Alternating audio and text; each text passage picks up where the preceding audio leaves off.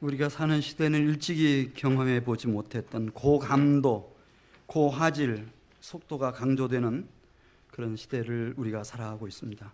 그래서 개인들도 자신의 이 감각을 통한 경험이 중요하고 자신의 판단이 중요한 그런 시대를 맞이했습니다. 그럼에도 불구하고 이 누구나 하나님이 주신 이 감각 다 필요해서 주셨습니다만은 이 감각이 지나치게 민감하면 여러 가지 부작용이 따른다고 하는 것을 우리는 이해합니다. 저처럼 눈이 나쁜 사람도 있고 어떤 분들은 시력이 1.5, 2.0까지 나오시는 분들 제가 우리 교회에서 뵀습니다. 그런데 눈이 너무 잘 보이면 눈이 쉽게 대신에 피곤해진다고 하고 정신 건강에도 상당히 해롭다고 합니다. 귀도 역시 마찬가지라는 거예요. 귀가 너무 잘 들려서 다른 사람들이 듣지 못하는 그 미세한 소리까지 다 듣는 사람들은 상대적으로 집중력이 흐트러지고 늘 신경이 곤두서고 일이 손에 잡히지 않고 때로는 환청도 들려오곤 한다고 합니다. 후각이 아주 예민한 사람들이 있습니다. 이 사람들은 그 각 사람이 가지고 있는 그 사람만의 고유한 냄새가 있대요. 사람들에게. 그걸 다 기억한다는 거예요. 그 냄새, 눈을 감고도 그 냄새를 기억해내면서 이 사람이 누구구나 그렇게 분별할 수 있다고 합니다. 그런 예민한 후각을 가지고 있는 아내와 더불어 살아가는 사람들은 조심해야 한답니다. 남편의 옷에 밴 흐릿한 여성용 향수 냄새, 그것 때문에 그냥 한순간에 집안이 발칵 뒤집힐 수도 있다는 거예요. 또 예민한 미각을 가지신 분들도 계시죠. 이런 분들은 그 입맛이 대체로 까다롭다고 합니다. 그래서 주변 사람들로부터 저 사람은 소탈하지를 못하고 아주 까다로운 사람이다. 그래 사람들이 꺼려하는 경우도 있고, 피부도 역시 마찬가지라 그러죠. 피부도 아주 예민한 피부는 날씨의 변화에 피부가 트러블을 일으키고 또 알레르기 반응을 일으키고 또 붓고 쉽게 피부염을 일으키기도 하고, 그래 예민한 경우에 특별히 암과 관련지어서는 그런 보고서들이 많이 나와 있습니다. 누가 암에 많이 걸리냐, 민감한 사람이냐 둔감한 사람이냐. 여러분 생각에 누가 암에 많이 걸릴 것 같습니까? 민감한 사람이 스트레스를 둔감한 사람에 비해서 훨씬 많이 받는다는 거예요.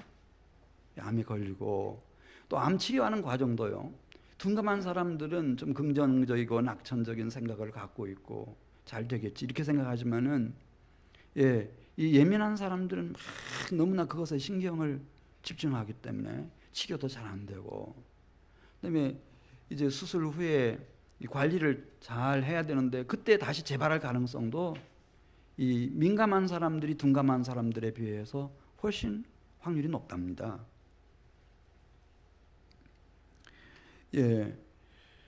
이 더더군다나 이제 자기 마음 속에서 막 일어나는 혈기, 분노에 대한 민감성을 가진 사람들은 요즘 그 조양호 회장 그 일가족처럼 말이죠. 분노 조절 장치가 잘못됐다 막 이렇게 말하지 않습니까? 더더군다나 이기심, 욕심, 정욕, 자기 자신에게 너무 민감한 사람들은 문제가 한두 가지가 아니라는 거예요. 또 상대적으로 바깥 사람들에 대해서 그렇게 예민한 사람들, 자기가 지금 처하는 환경이나 상황에 대해서, 그러면 그런 사람들은 대부분 이 세상에 와서 단 한 번 주어진 일평생 동안 오직 자신의 감각으로 느끼는 기분, 감정, 자신의 분노, 자기 자신, 주변 사람들, 환경에다 신경 쓰다가 그냥 한 일생이 그냥 휙 지나가 버린다는 거예요. 그래서 이 성경에 보면 아주 이렇게 예민하고 민감한 사람들을 하나님께서 좀 둔감하게, 그래서 정말 중요한 것, 자신의 건강이라든지 영적인 면이라든지 진리의 세계라든지 거룩한 하나님의 나라라든지 그런 올바른 것에 관심을 가질 수 있도록 하나님께서 이렇게 둔감력, 제가 쓰는 얘기예요. 네.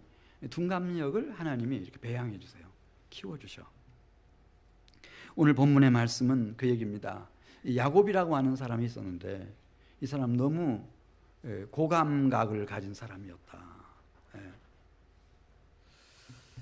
그 야곱을 하나님께서 어떻게 기가 막힐 웅덩이와 수렁에 집어넣으셔가지고 그걸 둔감하게 만드셨는지, 그래서 정말 믿음의 조상이 되게 해주시고 또 하나님 역사의 귀한 사역자, 큰 용사로 쓰임받게 해주셨는지를 얘기합니다. 어느 정도였는가 하면 그 예민하게가요, 어머니 모태에서 나올 때 그냥 나오죠. 우리도 어떻게 나오는지 모르게 그냥 나왔어요. 근데 이 어머니 모태에서부터 이 야곱은 자신이 뒤처지면 안 된다, 그런 경쟁심, 승부욕, 그것이 얼마나 강하고 예민했는지 형 에서의 발뒤꿈치를 붙잡고 나왔다는 거예요. 야곱이라고 하는 이름의 의미가 이 아이는 이상한 아이다. 출생할 때 형 에서의 발꿈치를 붙잡고 나왔다 이거예요. 그래서 에서의 동생 야곱의 이름의 의미가 발꿈치를 붙잡고 나왔다, 그런 뜻입니다.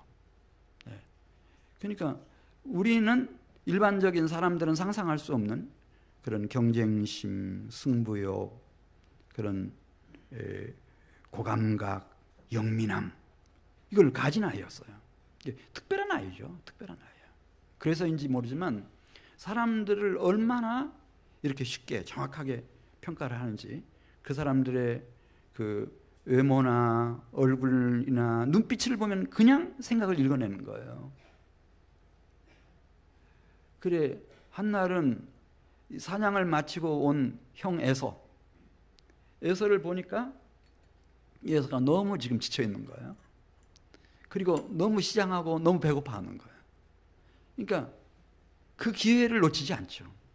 그게 어떻게 합니까? 팥죽 한 그릇에 떡 몇 개 하고 이 팥죽 한 그릇을 가지고 형 에서로부터 장자권을 사들여 버려요. 뿐만 아니라 이제 아버지가 연세 많으시고 앞을 잘 못 보시고, 그러나 그 마음 속에 이제 내가 뭐 살면 얼마나 더 살겠는가, 내 장자인 에서에게 이제 마지막 장자의 축복을 하고 내가 세상을 떠야 되겠다, 그렇게 마음에 생각한 거예요. 아버지가 생각한 거예요. 그리고 살짝 누구한테만 그 얘기를 들려줬는가 하면 에서에게만 그 얘기를 들려줬어요. 내가 얼마나 살겠는가, 지금 내가 시력도 너무 나빠지고 지금 기력이 너무 떨어져서 얼마 살지 못할 것 같은데 내가 오늘에는 너에게 장자로서의 축복을 해주고 이 세상을 뜨고 싶다. 그 얘기를 언뜻 힌트를 어머니로부터 들었어요. 리브가로부터. 그러니까 그 상황을 순식간에 파악하죠.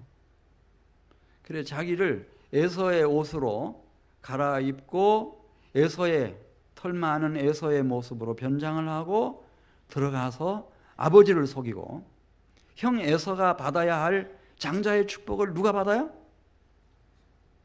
야곱이 가로채 버리는 거예요. 네. 그러니까 뭐 그 사람에 대한 표정이나 눈빛이나 그런 걸 보면서 그 사람의 심리를 읽어내는 능력이라든지 얼마나 민감한지, 그다음에 말 한마디만 딱 들으면 아 지금 이 집안 상황이 어떻게 돌아가는구나, 그걸 간파하는 능력이라든지, 이게 거의 뭐 정말 고감도의 감각을 가진 그런 사람 야곱. 이런 야곱이 하나님을 위해서, 하나님의 뜻을 위해서 무슨 일을 하겠어요? 못하죠. 너무나 그쪽으로만 막 발전이 되어 있기 때문에 조용하게, 고요하게, 경건하게 하나님을 기다리고 하나님의 인도를 받고 그렇게 살아갈 수 없는 존재였어요. 어느 정도였는가 하면은 그래 이제 그 상황을 파악하고 형 에서가 받아야 할 축복을 자기가 받고 나니까 형 에서가 머리끝까지 화가 난 거예요. 이성을 잃어버렸어요. 그리고 알아요. 어머니로부터도 똑같은 얘기를 전해 들었어요. 자기 느낌하고 어머니 얘기가 똑같은 거예요. 형 에서가 무슨 짓을 할지 모른다. 너를 틀림없이 해칠 것 같다.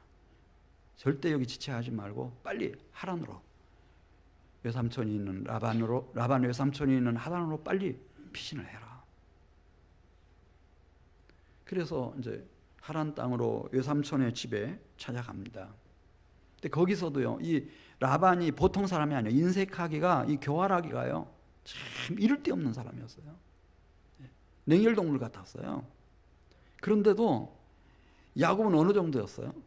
그 라반의 딸들 레아, 라헬, 그리고 그들의 여종들 실바, 비라, 네 여자를 다 자기의 여자로 삼고 12 자식을 낳아가지고 20년 만에 돌아오는데요. 예. 그냥 맨몸으로 쫓아보내려고 했던 외삼촌 라반의 의지와는 전혀 상관없이 큰 부자가 돼가지고 돌아오는데요. 어떻게 그렇게 인색하고 교활하게 짝이 없는 독한 라반 밑에서 그렇게 큰 부자가 돼서 돌아올 수 있었는가? 창세기 30장에 그 얘기를 쭉 쓰는 거예요. 그는 어느 정도로 세심한 사람이었는가? 이제 양이나 염소, 이 가축을 키우다가 저 암양이 이제 그 암내가 났구나. 예. 그때쯤 되면 정확하게 알고, 그러면 어느 곳으로 가면 저 우양들이 가장 이렇게 안정된 상태에서 교미를 할 수 있는지, 어느 곳을 제일 좋아하는지를 다 간파했다는 거예요. 거기다가 이제 그 물구유를 설치해 놓고, 그 다음에 자기가 봐서 건강하고 쓸만하다, 그런 이 가축들이 교미를 하려고 할 때는 뭐 버드나무, 살구나무, 신풍나무 다 가져다가 그 껍질을 벗기는데 알록달록하게 다 만들어가지고 그 교미를 할 때 그것을 보고 편안하게 교미함으로써 알록달록한 양이 많이 나오고 점 있는 아롱진 양이 많이 나오고, 뭐 이거는 이제 과학자들이 나중에 마지막 교미를 하면서 주변 환경이 그 이세 형성에 어떤 영향을 미치는지 누군가가 이제 연구를 해서 훗날 발표를 하겠죠. 그렇게 세심하게. 그리고 이 약한 것들은 이 아롱진 것, 점 있는 것들과 교미를 하지 못하도록 다 그렇게 하고, 6년 만에 위양을 엄청나게 불려가지고 큰 부자가 돼서 도망쳐 나오잖아요. 도망쳐 나와. 그러니까 자나깨나 무슨 생각만 하는가? 자기의 그 고도의 높은 이 고감각, 그 다음에 그 냉철한 이성. 그래가지고 어떻게든지 내가 여기서 나의 그 목표를 꼭 성취해야 되겠다고 하는 무서운 사람이었습니다. 외삼촌 라반도 당해낼 수 없는, 두 손 두 발 다 들고 그냥 돌아가잖아요. 내가 너는 어떻게 할 수가 없구나. 그런 사람이었어요. 이런 사람이 어떻게 하나님을 섬기고 하나님의 백성을 섬기고 하나님을 위해서, 하나님의 기쁨을 위해서, 영광을 위해서 무슨 일을 하겠어요? 아무것도 못하죠. 왜냐하면 너무 발달되어 있는 거예요. 자신의 감각이라든지 이성을, 능력을 활용하는 거라든지, 모든 면에서 얼마나 영민한지, 얼마나 똑똑한지 하나님이 쓸 수가 없죠. 하나님 필요 없으니까. 너무 잘나가지고. 하나님이 그를 어떻게 깊은 기가 막힐 웅덩이와 깊은 수렁에서 그를 손보셔가지고 그를 좀 둔감하게, 그렇게 예민하고 민감하고 영민한 이 야곱을 둔감하게 만들었나. 돌아올 때였어요. 자기는 생각했을 거예요. 내가 지금 성공을 해서 돌아간다 이거예요. 내 여자가 몇 명이고 내 자식이 이렇게 번성했고 내 소유의 우양이 이렇게 많아요. 큰 부자가 돼서 대성공을 해가지고 돌아가는 거예요. 이제는 예의도 차려야 될 것 같아. 그래서 먼저 사람을 보내가지고 형 에서에게 신고를 하는 거예요. 당신의 아우 에서가 지금 돌아옵니다. 이렇게 성공을 해가지고 이렇게 부자가 돼서 이렇게 번성해가지고 돌아옵니다. 그런 뜻이겠죠. 그런데 보고가 들어왔어요. 지난 20년 동안 에서의 그 분노, 그 상처는 치유가 되지 않았다는 거예요. 20년 동안 쌍둥이 형제인데도 칼을 갈았다는 거예요. 그 장정 400명을 이끌고 야곱의 목을 베버리기 위해서, 그 모든 소유를 진멸해버리기 위해서 지금 달려오고 있다는 겁니다. 이야, 그때서 비로소 야곱은 생각하는 거예요. 인생이라고 하는 게 그렇게 단순하지 않고 호락호락한 것이 아니구나. 우리가 수학 문제 풀듯이 과학 공식을 가지고 어떤 물리적인 문제를 해결하듯이 그런 것이 아니구나. 내가 아무리 성공을 했지만, 큰 부자가 됐지만은, 내가 예의를 갖추지만은, 내가 아무리 형을 공경하고 아무리 형을 위해서 배려를 많이 한다 하더라도 있잖아요, 마음속에 생각은 하고 있었어요. 내가 형한테 예물을 좀 전해야지, 그런 생각도 다 하고. 근데 그게 다 무슨 의미가 있는 거예요. 20년을 그 상처 때문에, 지난날의 상처 때문에, 그 증오심 때문에 칼을 갈아온 형 에서 앞에서 백약이 무효죠. 아무 소용이 없는 거예요. 다음 날 아침 그는 환도뼈가 유골된 다리를 질질 끌고, 자기의 소유물 중에, 야곱이 그럴 사람이 아니에요, 2분의 1을 딱 떼어서 형에게 예물로 먼저 앞서서 보내고, 형이 저기 나타나서 오는 거예요. 알죠? 20년 지났지만 쌍둥이 형제니까 7번 엎드려서 절을 해요. 절을 하고, 그리고 형을 만났을 때 형의 얼굴을 보면서 의미심장한 얘기를 해요. 나는 지금 형의 얼굴이 아니고 형의 얼굴을 통해서 하나님의 얼굴을 보고 있습니다. 그런 얘기를 해요. 그러니까 워낙 이 고감각을 가지고, 워낙 이 영민함으로 똑똑하게, 턱걸만한 손해도 안 보고 막 살다 보니까 하나님하고는 너무 먼 인생을 살아온 거예요. 그리고 지금 하나님이 하시는 일을 보는 거예요. 어떻게 자기는 환도뼈가 유골돼서 장애인처럼 돼버렸고, 그렇게 자기가 아까워했던 장인하고 그렇게 원수 척을 지면서 끌고 나온 우양을 딱 떼서 형 에서에게 주고, 7번을 엎드려서 경배를 하고, 그래도 내가 살지 죽을지를 장담할 수 없는 그런 상황 속에서, 아하, 인생에 살고 죽는 것과 진정한 구원은 하나님이 개입하시지 않으면, 하나님의 은혜가 아니면, 하나님의 구원의 역사가 아니면은 이건 불가능한 것이구나. 아무리 내가 고도의 감각으로, 똑똑한 머리로 내가 애쓰고 힘쓰고 열심히 살아도 이것이 다가 아니구나. 잘 깨닫는 거예요. 그래서 형 에서 앞에 야곱이 서 있을 때는 하나님 앞에 서 있는 것이었어요. 그래서 형 에서의 얼굴을 보는 것은 하나님의 얼굴을 보는 것입니다. 나에게는 적어도.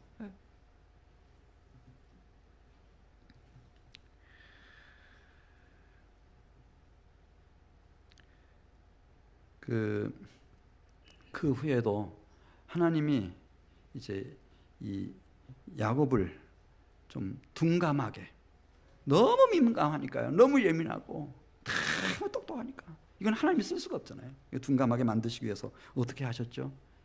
자기 딸 디나, 너무 귀엽고 사랑스러운 딸 디나가 세겜에 도착했을 때 세겜 추장의 아들에게 끌려가가지고 성폭행을 당해요. 가슴이 찢어지죠. 근데 설상가상으로요, 자신의 두 자식 시므온과 레위가 이 교묘하게 세겜 사람들을 속여가지고 남자들을 다 쳐 죽여버린 거예요. 그러니까 야곱은 그건 알죠. 이 소문이 금방 퍼져나갈 거예요. 가나안 온 땅에 퍼져나갈 거예요. 그리고 이 세겜 사람들이 딱 세겜만 그렇게 딱 나뉘는 게 아니잖아요. 다 인척 관계도 있고, 지금까지 그 땅에서 언제부터 살아왔는지 그렇게 오래 살아온 사람들이 다 관계를 맺고 있고, 이게 퍼져나가면은 그러면 책임을 묻지 않겠어요? 이런 일 자신이 어떻게 감당할 수가 없는 거예요. 디나 같으면 내 딸이니까 이 아이의 평생의 행복을 아비인 내가 능히 감당할 수 있다고 생각했는데 그것도 아니었고요. 그 다음에 순식간에 자신도 모르는 사이에 이 자식 레위와 시므온이 저지른 이 학살에 대해서 책임을 질 수가 없는 거예요. 가나안 땅에서 살아야 되는데 어떻게 삽니까, 여러분? 그러니까 잠도 잘 수가 없어요. 세겜 사람들이 가만히 있나? 그 여인들은 다 살아있고 어린 것들도 살아있겠는데 그들이 다 외가에 연락하고 이웃에 연락하고 동맹 맺은 부족들하고 연락해서 오늘 밤에 첫내려 올려나 내일 쳐들어 올려나 우리가 군대도 없이 어떻게 당할 것인가? 더 기가 막힌 일은 늘 그 야곱이 20년 그 하란 땅에서 살면서도 유한이 됐던 것은 사랑하는 여인이 있었어요. 그게 누구죠? 라헬이었는데 라헬이 가나안 땅으로 오는 과정에서 숨을 거두고 말아요. 장례식 치르고 얼마 안 됐는데요. 참 어떻게 이런 일이 있을 수 있대요. 이게 다른 사람도 아니고 야곱의 아들 장자 르우벤이요. 자기의 여인인 비라하고 간통을 한 거예요. 동침을 한 거예요. 하늘이 무너지죠.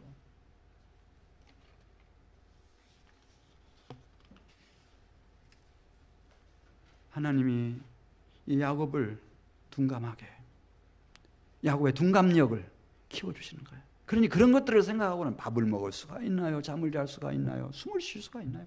살 수가 없죠. 미치죠, 미쳐.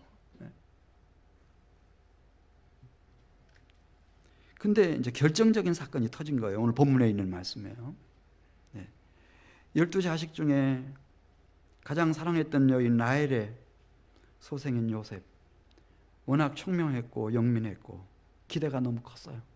그래서 다른 자식들하고는 구별해서 키우고 싶었어요.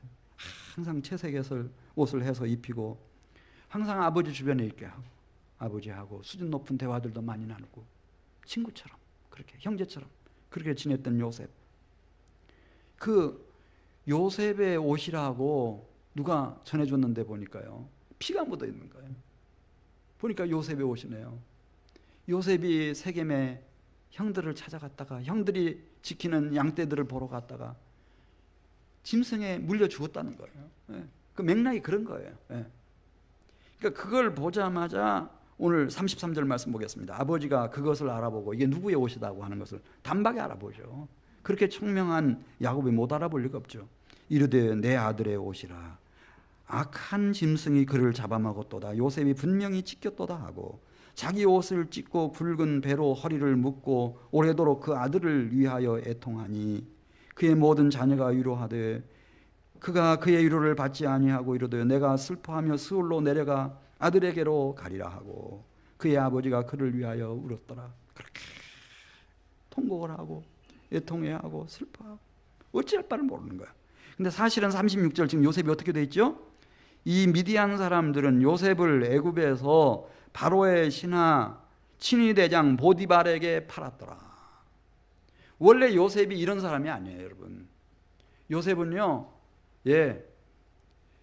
10자식이 있으면은 그 10자식을 다 부르죠. 개인적으로 불러서. 너 이 옷 어디에서 발견했냐?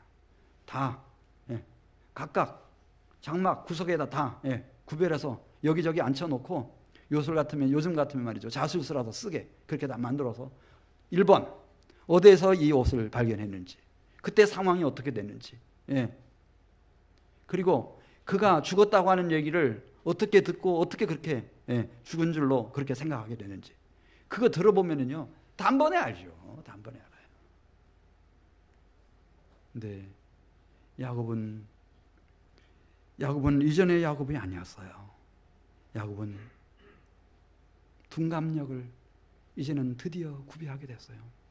여러분 그걸 알고는 같이 못 살죠. 내가 가장 아끼고 기대하고 청해하는 요셉을 다른 사람들이 아니고 내가 내 몸으로 낳은 내 자식들이 죽이려고 했다. 요셉이 다 들었을 거 아니에요. 저거 죽여버려라. 저거 없애버려라. 가지고 막 깊은 바닥이 어딘지도 모르는 물구덩이 속에다가 우물 속에다 집어쳐넣을 때 요셉이 죽었다고 생각했을 거 아니에요. 천만다양으로 그 밑바닥에 물이 말라 있었다는 거예요. 그래서 살아났고 유다 형님의 특별한 배려로 그가 살아나기는 살아났지만은, 예. 근데 그런 거를 만일에 이 야곱이 다 알았다고 생각해 보세요. 요셉은 그만두고 야곱이 살 수가 있어요? 살지 못하죠. 미치죠, 미쳐. 정말 살아가면서 필요한 것은 뜻밖에도 둔감력이었어요. 그냥 자식들이 그 염소 새끼 잡아가지고 옷에다 피 묻혀가지고 와가지고 이거 봐라, 당신의 아들 요셉이 죽었다, 짐승에 물려 죽었다, 그렇게 유도할 때 그냥 순순히 따라가 주는 거예요. 이 둔감력을 가진 사람이 되었어요. 시간이 많이 흘러서 이제 양식이 필요하게 됐습니다. 가나안 땅에 살고 있는 이 야곱의 가족들도. 그래서 애굽에 양식이 있다고 하는 소문을 듣고 자식들을 보냈어요. 양식을 좀 구해오너라. 근데 그게 형들인 것을 알아본 요셉이 호령을 치죠. 너희 어디에서 왔느냐? 이 애굽에서 사는 사람들이 너희는 아니다. 너희 언어가 그렇고 너희들의 옷차림이 그렇다. 어디에서 왔느냐? 사실대로 직고해라. 우리는 가나안에서 왔습니다. 정탐이지. 정탐하러 왔지. 아닙니다.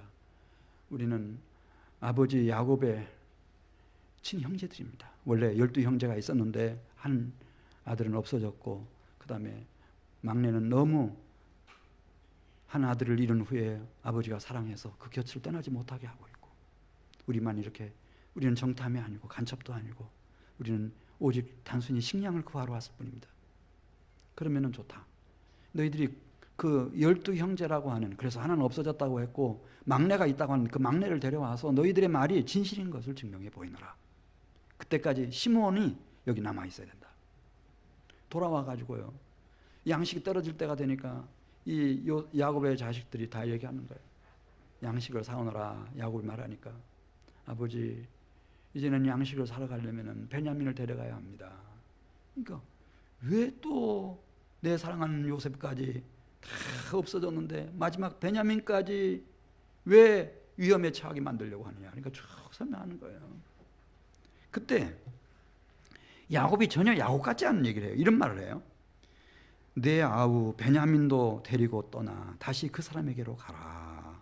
전능하신 하나님께서 그 사람 앞에서 너희에게 은혜를 베푸사 그 사람으로 너희 다른 형제 시므온과 베냐민을 돌려보내게 하시기를 원하노라. 내가 자식을 잃게 되면 이르리로다. 이게 뭔 얘기인가 하면 하나님 손에다가 올려놓는다는 거예요. 베냐민까지. 지금 라헬의 소생 중에 베냐민만 남았어요. 나는 하나님 손에 올려놓는다는 거예요. 벌써 공부를 했어요. 디나가 됐든 그렇게 애지중지했던 요셉이 됐든요, 그들의 인생을 내가 책임질 수 있어요? 안 되는 거예요. 안 되는 거예요. 그걸 알았어요. 나는 하나님 손에 올려놓는다. 예. 이 무감력, 이 둔감력이 벌써 배양이 된 거예요. 그리고 그의 마지막 모습을 보면요, 정말 얼마나 이 야곱이 하나님 앞에서 경건하고 심지어 자식들 앞에서도 그렇게 공손하고, 얼마나 영적인 힘을 충만히 가진 사람이 됐는지. 그러니까 둔감력이 오고 나서부터였어요. 마지막 147세에 야곱이 세상을 뜨는데 12 아들들 중에 요셉은 없고, 요셉까지 12아들이죠. 요셉 다 불러놓고는 그다음에 축복을 해요. 축복을 하는데 어떻게 축복을 하나? 예전 같으면 이렇게 축복해요. 내가 축복하고 싶은 사람에게는 큰 축복을 강구하고, 므낫세처럼 뭐 그렇게 별 마음이 가지 않는 사람은 그냥 대충 하고, 근데 그렇게 하지 않고요, 에브라임이라고 므낫세라고 자기가 사랑한다고 그런 자기의 감정을 담아서 그게 아니고 그들을 각 사람의 분량대로 축복했다. 그렇게 써 있어요. 그러니까 비록 그가 라헬의 소생이 아니고 레아의 소생이라 하더라도, 예를 들어서 유다다. 유다가 정말 하나님을 공경하는 그런 믿음과 살아있는 신앙 가지고 있다. 하나님이 그를 기뻐하시고 유다에게 하나님이 상과 복을 내리신다. 그러면 하나님이 내리시는 축복의 분량대로 자신도 축복을 했다는 거예요. 이렇습니다. 유다야, 너는 내 형제의 찬송이 될지라. 내 손이 내 원수의 목을 잡을 것이요 내 아버지의 아들들이 내 앞에 절하리로다. 유다는 사자 새끼라. 내 아들아, 너는 움킨 것을 찢고 올라갔도다. 그가 엎드리고 웅크림이 수사자 같고 암사자 같으니 누가 그를 범할 수 있으랴. 그러니까 유다는 백수의 왕인 사자와 같이 누구도 위협할 수 없는 존재가 된다는 거죠. 뿐만 아니라 규가 유다를 떠나지 아니하며, 규라고 하는 것은 왕의 호를 말해요. 통치자의 지팡이가 그 발 사이에서 떠나지 아니하기를, 실로가 오시기까지 이르리니, 실로는 권능으로 그 자리에 앉으셔서 수많은 인생을 구원하실 메시아 그리스도를 말합니다. 그에게 모든 백성이 복종하리로다. 이 믿음의 통찰력을 가지고요, 영적인 힘이 오니까 이 자신의 감정이나 자신의 욕심과 기대를 넘어서서요, 하나님이 받으시는 믿음의 분량대로, 하나님이 내리시는 축복의 분량대로 다 축복하고요, 그 다음에 하나님이 그렇게 신실하게 하나님과 형제들을 섬긴 이 유다를 얼마나 기뻐하시는지, 그리고 영광을 받으시는지 생각하면서 그 유다 지파가 유다 민족이 되고 유다 나라가 되고, 거기서 다윗 왕조가 일어나고 실로 메시아 그리스도가 오시고, 그래서 인류를 구원하실 그 역사의 참 오메가 포인트까지 꿰뚫어 보는 거예요. 꿰뚫어 봐요. 자기가 이제 임종하게 됐을 때입니다. 요셉을 부르죠. 요셉을 불러가지고 부탁해요. 나 죽으면 이렇게 장례식을 치러주고 나를 이 애굽 땅에 절대 묻지 말라. 너가 이곳에서 와서 출세했다고 성공했다고 애굽 땅에 묻어놓으면 안 되고, 하나님이 나의 할아버지, 나의 아버지, 나의 할머니, 나의 어머니 리브가까지 다 묻혀있는 그곳에다가 나를 좀 장사 지내달라. 이것이 내가 나에게 베풀 놀라운 은혜다. 요셉이 약속을 하잖아요. 제가 아버님 그렇게 해드리겠습니다. 그때 어떻게 해요? 그렇게 고맙게 생각하는 거예요. 감격한 이 야곱이요, 비틀비틀하더니 지팡이를 잡고 일어나서 하나님 앞에 경배를 드려요. 하나님, 저에게 이런 자식들을 주시되 특별히 요셉같이 효성스러운 경건한 자식을 주셔서 참 감사합니다. 제가 부탁했더니요, 요셉이 제 뜻을 다 이해를 하네요. 요셉도 이제 말씀드리겠습니다만은, 그리고 저를 하나님이 약속하신 땅에 묻어준대요. 너무 감사해요. 그러면서 그 침상 위에서 임종을 해요. 결국 우리 인간은 그 마지막 모습이거든요. 마지막 모습. 나이가 들면은 더 아나무인이 되고 막 이렇게 할 수 있어요. 근데 이렇게 둔감력을 갖춘 이 야곱은 나이가 들수록 공손해지는 거예요. 마지막 임종하는 그 순간 무슨 힘이 있겠어요? 일어나서 하나님 앞에 경배를 드리는 거예요. 감사를 드리는 거예요. 그리고 하나님이 주시는 그 영역을 가지고 하나님이 기뻐하는 자식들의 믿음의 수준대로, 하나님이 주시는 축복의 분량대로 정확하게 축복을 하고, 그 축복은 우리가 이스라엘 역사 속에서, 세계사 속에서 그대로 문자 그대로 실현됐다고 하는 것을 알고 있습니다. 요셉이라고 하는 아주 뛰어난 젊은이가 있었어요. 근데 너무 영민해요. 그러니까 하나님이 이대로는 쓸 수가 없어요. 왜냐하면 이 고감각을 가진 거예요. 그건 너무 총명해요. 좀 둔감해야, 둔감력을 구비해야 하나님이 쓰시죠. 그러니까 그를 기가 막힐 웅덩이와 수렁에 집어넣어 가지고요, 좀 신경이 너무 예민하니까 그러면 쓸 수가 없잖아요. 하나님이 쓸 수가 없어요. 그래서 하나님이 그를 둔감하게 만드시고 둔감력을 갖춘 구비한 사람으로 빚어내시는데 어떻게 빚어내셔요? 아버지가 심부름 보내. 세겜에 좀 다녀오너라. 형들과 형들이 돌보는 양떼들이 가축들이 다 잘 있는지 좀 다녀오너라. 세겜에 갔는데 형들이 안 보여요. 이 요셉은 다 알죠. 형들이 자신에 대해서 어떤 느낌을 가지고 있는데 어떻게 시기하고 질투하고 미워하고 증오하고 지금 아기를 불태우고 있고, 만일 이렇게 먼 이국 다른 나라 외딴 곳에서 만나면 형들이 자기를 어떻게 해칠 거라고 하는 거 다 알아요. 그런데도 부모를 공경하라고 하는, 또 아버지께로부터 부탁받은 그 일을 책임감을 가지고 성실하게 최선을 다해서 하려고 도단까지 찾아가잖아요.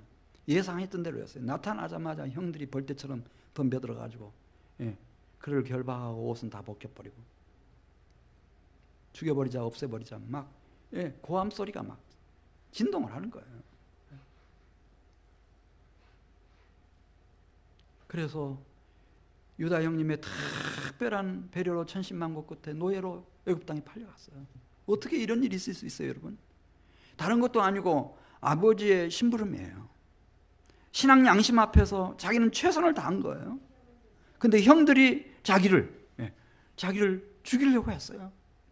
그리고 결국은 유다 형의 특별한 배려로 노예로 팔려갔어요. 기가 막히죠. 인생이라고 하는 게 그렇게 단순한 게 아니에요, 여러분. 내가 똑바로 잘하면 되지, 내가 정신 차리면 되지, 내가 애쓰고 힘쓰고 노력하면 되지, 더 수고하면 되지, 그게 아닌 거예요, 여러분. 이 세상은 그렇게 질서정연한 곳이 아니에요. 저는 교회 안에만 있고 성도들의 사랑 속에서 살아와도 그 정도는 알아요, 여러분. 이 세상이 그런 곳이 아니에요. 애굽에 내려가서 친위대장 보디발의 집에서 성실하게 열심히 맡겨진 일을 하다 보니까 벌써 훌륭한 청년이 됐어요. 보디발의 아내가 보니까요, 이런 청년이 없는 거예요. 애굽 천지에 이런 청년이 없어요.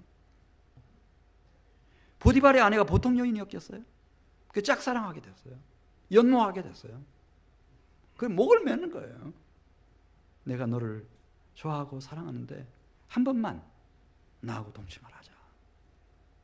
간곡한 부탁이다. 이 당시에 노예들은 자기 결정권이 없어요. 내가 뭐 그런 관계를 하고 말고 그런 결정할 수 있는 처지가 아니었어요. 그런데도 요셉은 거기서 생각하는 거예요. 내가 어떻게 해야 할까?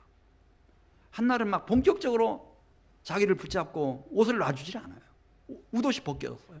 놔주질 않는 거예요. 요셉이 뭐라고 말해요? 내가 어찌 이 큰 악을 하나님 앞에서 행하리이까? 도망쳐 나오죠. 당신은 나의 주인 보디발의 아내입니다. 내 아내가 아닙니다. 근데 어떻게 됐어요? 중상모략으로 계략으로 감옥에 갇힌 거예요. 여러분 생각해 보세요. 거기에 요셉을 아는 사람 한 사람도 없어요. 감옥에 들어가면 감옥에서 나온다는 보장이 없는 거예요. 그렇게 끝나는 거예요, 인생이. 그런 일이 닥친 거예요. 하나님을 경외하다가 하나님의 말씀을 순종하다가 나온다는 보장도 없는 감옥에 들어가 버렸어요. 네. 이게 인생이라고요.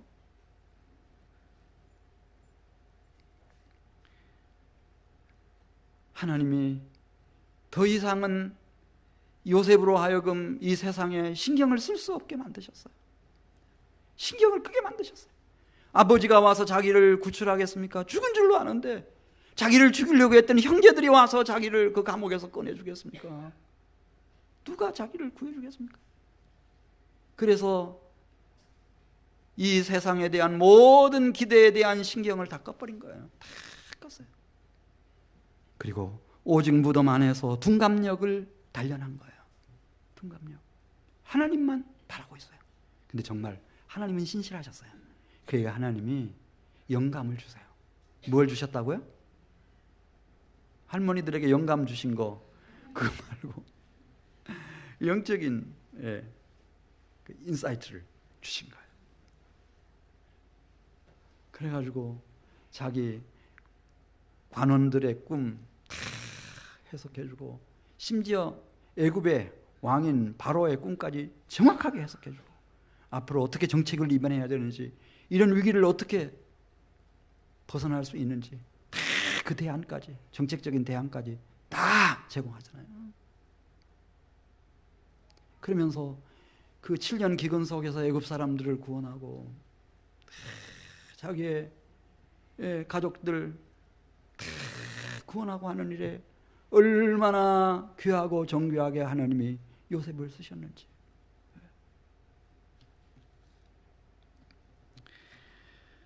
여러분, 욥이라고 하는 사람이 있었어요. 동방의 의인이었어요. 당대 동방의 의인. 근데 하나님이 보시기에 좀 둔감해져야 돼요. 둔감력을 갖춰야 하나님의 영광과 하나님의 사역에 일을 쓸 수가 있겠어요. 그러니까 세상적인 기준으로는 모든 사람들 중에서 의인이지만은 하나님이 보실 때는, 가지고 그를 기가 막힐 구덩이와 깊은 수렁에 집어넣어가지고 그를 둔감하게 만드시잖아요. 둔감력을 키워주셔요. 아니, 신경을 다 잘라버리셔요. 어떻게 잘랐는가? 하루아침에 10남매 자식들이 한 곳에서 다 몰살당해버렸어요. 그 많던 우양들이 다 약탈당해버렸어요. 무슨 병인지도 모르는 독한 악질에 걸렸어요. 아내가 그를 비웃고 조롱합니다. 그리고 자기 곁을 떠납니다. 모든 종들도 자기에게 침을 뱉고 다 욕하고 다 떠났습니다. 가장 친밀한 우정을 나눴던 친구들까지 다 저주하는 거예요. 모든 신경이 다 잘려버렸어요.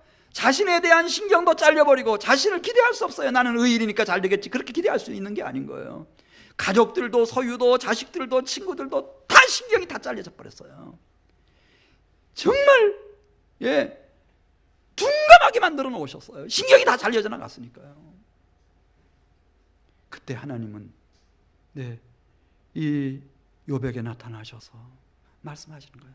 너는 이제부터 너를 그렇게 비웃고 너를 저버리고 너를 정죄하고 너를 힘들게 만들었던, 원수보다 더 너를 힘들게 만들었던 그 친구들의 제사장이 되어주라. 여러분, 신경을 가지고 어떻게 이렇게 해요? 못하죠. 그러니까 하나님이 신경을 다 잘라주신 거예요. 아무 문제 없었다는 듯이 내 아내도 내 모든 종들도 내 이웃들도 다 맞아들여라. 그들과 함께 화목하게 살아가라. 그렇게 살아가려면은, 그렇잖아요, 신경을 다 잘라주셔야 되는 거예요. 그래서 둔감력이 있는 사람으로 만드신 후에 하나님께서 욥을 너무 귀한 제사장으로, 원수까지 사랑하는, 자기를 그렇게 학대하고 죽이려고 했던 그런 친구들까지 다 용납하고 사랑하는, 그리고 갑절의 축복을 받은 하나님의 표적이 되도록 하나님 쓰세요. 다윗도 마찬가지예요. 여러분, 다윗도 그리스도 예수의 사람들은 육신과 함께, 육체와 함께 그 정과 욕심을 십자가에 못 박았느니라. 다윗을 하나님 멋있게 한번 써야 되니까 하나님께서요, 그 육체와 함께 정과 욕심을 십자가에 못 박게 만드는 거예요. 기가 막힐 웅덩이와 깊은 수렁에 그를 집어넣어가지고요, 둔감력을 막 키워주셨어요. 그래서 비로소 그는 미갈이라고 하는 사울의 딸, 원수의 딸이에요. 미갈, 끝까지 용서하고 그를 데려다가 자신의 아내로 삼을 수 있었어요. 몇 년씩 가지고 그렇게 할 수 있나요? 절대 못하죠.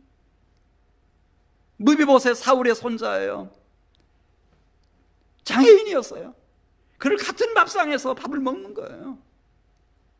왜? 정과 욕심을 십자가에 못 박아버렸기 때문에, 둔감하기 때문에 할 수 있는 거예요. 심지어 사울의 종 시바까지 다 챙겨주잖아요. 자기를 향해서 반역 반란을 일으켰던 무비보셋 분이엘까지 다 용서해 주잖아요. 아브넬 장군까지 다 용서하잖아요. 어떻게 그렇게 할 수 있었는가? 이렇게 둔감하기 때문에. 제가 막 긴 얘기했는데 그거예요. 우리가 자기의 이 고감각, 자기의 이 총명한 머리, 이성의 능력, 자신의 기분과 감정, 자기 자신, 이 세상에 너무 민감하고 예민한 사람들은 사실은 영존하시는 하나님과 그 하나님의 진리의 세계와 그 세계에서 누릴 영원한 생명에 대해서 우리는 관심을 가질, 또 그 세계를 추구할 만한 그런 시간도 에너지도 용납을 안 해줘요. 할 수가 없는 거예요. 하나만 말씀드리고 마치겠어요. 고린도전서 14장 20절에 있는 말씀 보면, 그래서 형제들아 지혜에는 아이가 되지 말고 장성한 사람이 되라. 따라서 하세요. 악에는 어린아이가 되라. 그래서 하나님이 신경을 끄게 만들어 주시고 신경을 다 잘라 주시고 자신의 육신과 이 정과 욕심을 십자가에 못 박게 하시는 거예요. 여러분, 아이들은 순진무구해요. 천진난만해요. 그래서 그런 생각 못해요. 어떻게 다윗을 보니까 저게 틀림없이 이게 다음 차기 왕이 되겠다. 저걸 어떻게 제거할까? 내 딸 미갈과 결혼을 시켜야 되겠다. 그런 과정에서 1번, 블레셋 사람의 손에 죽게 만들어야 되겠다. 그래서 이 결혼 예물을 신청하는데 블레셋 사람들의 양피, 포경 수술할 때 벗겨내는 그 피부 부분, 그 양피를 다량 가져오도록 해서 블레셋 사람들의 손에 죽게 만들어야 되겠다. 아무래도 미갈이 내 딸이니까 미갈은 나를 배신하지 않겠지. 그럼 틀림없이 언젠가는 그의 남편 된 다윗을 제거할 수 있는 기회가 올 거야. 여러분, 어린아이들이 그런 생각 합니까? 아까 나왔잖아요. 우리 예배 시간에 우리 어린아이들이 좀 시끄럽게 한다고 해서 여러분들 너무 신경 쓰지 마시고 좀 신경 꺼주시라고, 신경 좀 끊어주시라고. 아이들은 한 가지 생각밖에 모른다고. 블록이 지금 고장났으면은 그거 막 생각하고 울고 막 야단치고 그렇게 하지 두 가지 생각 못 한다고. 천진난만한 아이들은요, 천진난만한 아이들은 그런 생각을 못 하는 거예요. 그래서 주님이 말씀하시는 거예요. 악에는 어린아이가 되라. 따라서 하세요. 악에는 어린아이가 되라.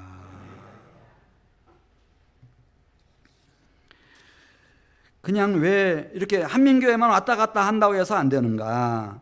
그것은요, 디모데전서 4장 1절에 있는 말씀을 보면은 미혹하는 영이 있어요. 귀신의 가르침이 있다고요. 미혹하는, 눈에 보이지 않는 영이 있어요. 그 미혹하는 영이 내 마음을 현혹해요.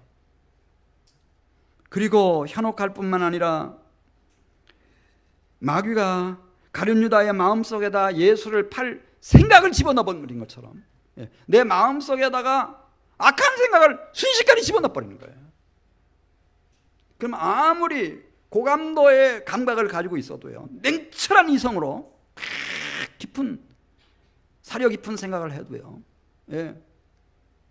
아무리 따지고 그런다 하더라도 결국은 자기 중심으로 가게 돼 있고 이 세상 중심으로 가게 돼 있어요. 하나님을 떠나게 돼 있는 거예요. 반드시 악에 빠지는 겁니다.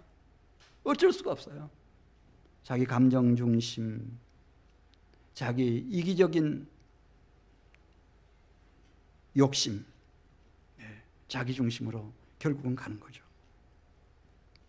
이것을 육신의 생각이라고 로마서 8장에서 얘기했는데, 육신의 생각은 사망이요 영의 생각은 생명과 평안이니라. 너희가 육신대로 살면 반드시 죽을 것이로되 영으로서 몸의 행실을 죽이면 살리니 무릇 하나님의 영으로 인도함을 받는 사람은 곧 하나님의 아들이니라.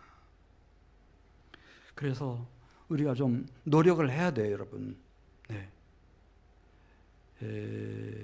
이 신경을 좀 끄기 위해서, 그래도 안 되면 신경을 좀 잘라버리기 위해서 나의 육체와 나의 정과 욕심을 십자가에 못 박기 위해서 정말 믿음의 위대한 우리 선진들처럼 둔감력을 구비하고 비로소 우리가 믿음의 통찰력과 영적인 힘을 가진 새로운 피조물로 살아가기 위해서 우리는 노력해야 돼요. 근데 여러분, 어떻게 내가 신경을 잘라버릴 수 있어요? 그 방법이 우리 신약 성경에 나와요. 고린도후서 5장 17절 말씀을 보면은 다른 방법이 없습니다, 여러분. 뭐 야곱처럼 내가 성공하면 되겠지, 내가 부자가 되면 되겠지, 내가 형을 배려하면 되겠지, 내가 공손하게 예의를 갖추면 되겠지, 내가 잘 설득하면 되겠지. 그렇게 되는 게 아니에요. 예. 어떻게 해야 되는가? 그리스도 예수 안으로 들어가는 거예요, 여러분. 그런즉 누구든지 그리스도 안에 있으면 새로운 피조물이라, 이전 것은 지나갔으니 보라 새 것이 되었도다. 예. 정말 그리스도 예수를 믿을 뿐만 아니라 영접했을 뿐만 아니라 그리스도 예수 안에 거하기를 힘쓰고 애쓰시기를 바랍니다. 그러면은 거기서요, 예, 신경을 끌 수도 있는 그런 힘도 오고요, 신경을 잘라버릴 수도 있고 내 육체와 정과 욕심을 십자가에 못 박아버릴 수 있는 그런 신비한 힘이 오는 거예요. 예. 그래서 이제 하나님과 접속되도록 자기 자신에게서는 독립이 되고 이 세상으로부터도 독립이 돼서 이 하나님과 이게 연결이 되고 접속이 되게 만들어 주십니다. 여러분, 조금만 더 열심 내셔서 지금 잘 하시는데, 여러분들이 깨어서 한번 기도한다고 생각해 보세요. 새벽마다 나와서 기도하는데 목표를 딱 정했어요. 이제 내가 하나님을 만나는 것이고 하나님과 접속되는 거다. 근데 하나님이 뭐 직접 내려오시지는 않고 하나님의 영, 성령을 보내주시니까 주님 앞에 기도합니다. 저에게 성령을 부어주십시오. 충만히 부어주십시오.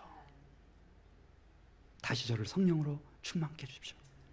그래서 성령이 오시면요, 이 세상에 줄 수 없는 위로가 있어요, 여러분. 성령께서 주시는. 그리고 희락이 있고 화평이 있어요. 세상에 알지도 못하는 그런 신비한 희락과 화평을 주세요. 그리고 성령의 교통하심이 있어요. 그래서 그 성령께서 나를 예수님과 연결되게 하시고 접속되게 하시고 연합되게 하시는 거예요. 그래서 예수님과 연합되고 나면은 예수님 안에 대속의 은혜가 막 아침 햇살처럼 부어져요. 예, 이 구원이 선물로 막 주어진다고요. 그 예수님이 중보가 되셔서 우리를 성부 하나님께로 인도하시고 그 하나님께로부터 우리에게 임하는 하나님의 놀라운 은총이 있어요. 영광의 축복들이 있다고요. 그런 신비한 세계가 있어요, 여러분. 오늘 우리는 이제 금년 이렇게 하반기 7월 1일 주일을 맞이하는데, 우리 사랑하는 성도 여러분들이 지금 여기까지 잘 오셨고요, 조금만 더 열심히 내셔서 좀 하나님과의 접속, 하나님과 연결되고 하나님과 연합되는 이 일을 위해서 이제 조금만 더 열심을 내주세요. 열심히 내주시면은 하나님께서 우리를 새로운 피조물로 지으시고 참 이 성령의 기름 부으심 속에서 그리스도 예수 안에서 하나님의 은총과 하나님의 축복 속에서 살아가는 삶이 바로 이거구나 깨닫게 되면, 뭐 어떤 사람이라도 하나님이 귀하게 들어서 쓰신 것처럼 하나님이 여러분들의 생애를 통해서 영광을 받으시고 하나님의 구원과 축복의 표적이 되게 해주실 줄로 믿습니다. 오늘 설교 제목 뭐죠? 둔감력과 영력. 너무나 세상에 대하여 민감해지지 마세요. 자기 자신의 기분이나 감정이나 이기적인 욕심에 너무 예민해지지 마세요. 우리가 그런 것에 사로잡히면 아무것도 할 수가 없습니다. 오히려 때로 당황스럽기는 하지만 힘들기는 하지만은, 그러나 그 기가 막힐 웅덩이와 깊은 수렁에서 나를 오히려 둔감하게 하시고 둔감력을 키워주시고, 그래서 하나님을 바라게 하시고 믿음의 통찰력을 주시고 영감을 주시고, 그래서 성령과 연결되게 하시고 그리스도 예수와 접속되게 하시고 하나님과 연합되게 하시고, 그래서 살아갈 그 거룩한 축복의 영광의 삶을 늘 소망하시는 성도들 되시기를 주의 이름으로 축복합니다. 우리 같이 기도드리겠습니다.